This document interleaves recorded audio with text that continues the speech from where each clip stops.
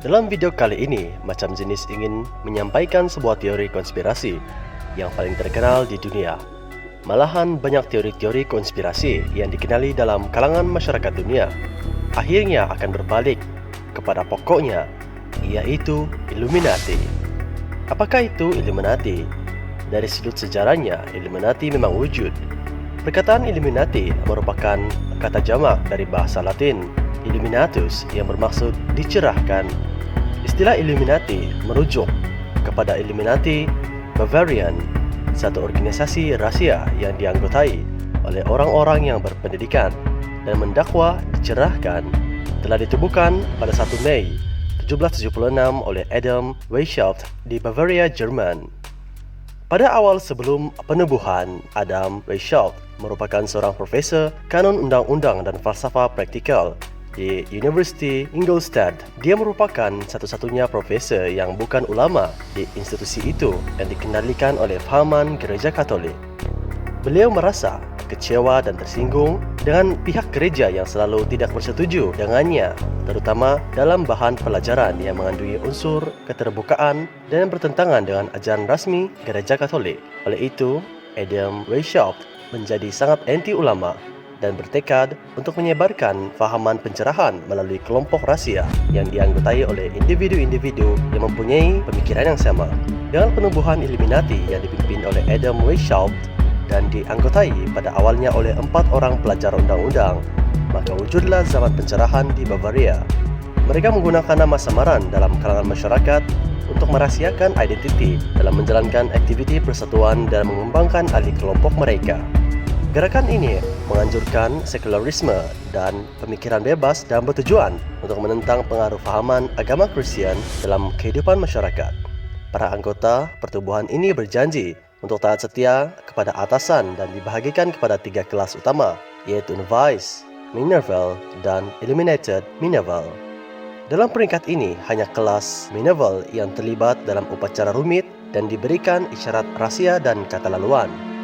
Bermula dengan jumlah pengikut yang sedikit, Adam Weishaupt terus memperluas usahanya untuk merekrut ahli dengan mengutamakan penyataan dalam kalangan orang muda yang kaya, berpangkat, dan mempunyai kepentingan sosial.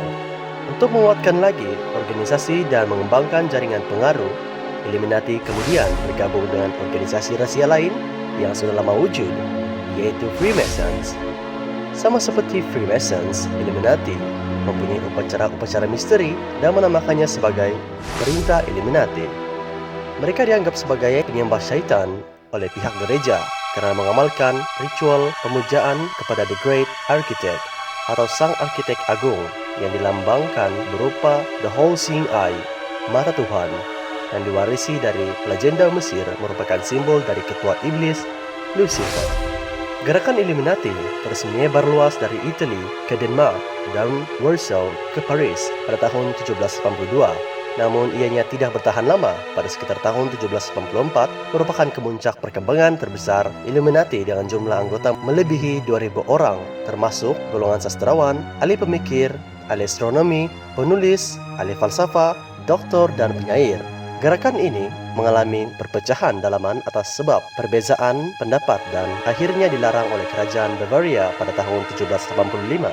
Beberapa anggota telah dipenjarakan dan yang lainnya telah dihalau. Adam Weishaupt dilucutkan jawatan dan dibuang dari Bavaria. Illuminati diberhentikan dengan tindakan keras dari pemerintah terhadap apa-apa organisasi rahasia disebabkan kerajaan takut dengan kumpulan seperti ini terus berkembang dan coba untuk menggulingkan kerajaan yang mereka anggap tidak adil. Walau bagaimanapun, menurut beberapa orang, Illuminati tidak pernah terkubur, tetapi masih bertahan sebagai organisasi bawah tanah sehingga hari ini. Penyokong teori ini mengatakan bahwa Illuminati berkuasa mengawal dan memanipulasi dunia. Pengaruhnya sampai kemana-mana dalam pelbagai aspek kehidupan kita. Terdapat juga tanggapan yang masih populer dalam zaman moden ini bahwa wujud sekumpulan tuan kuno yang maha mengetahui.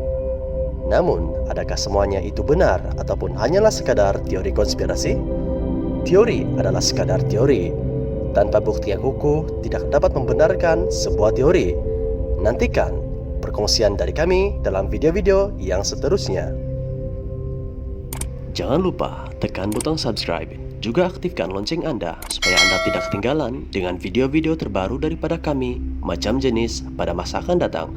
Jumpa lagi, Macam Jenis banyak macam.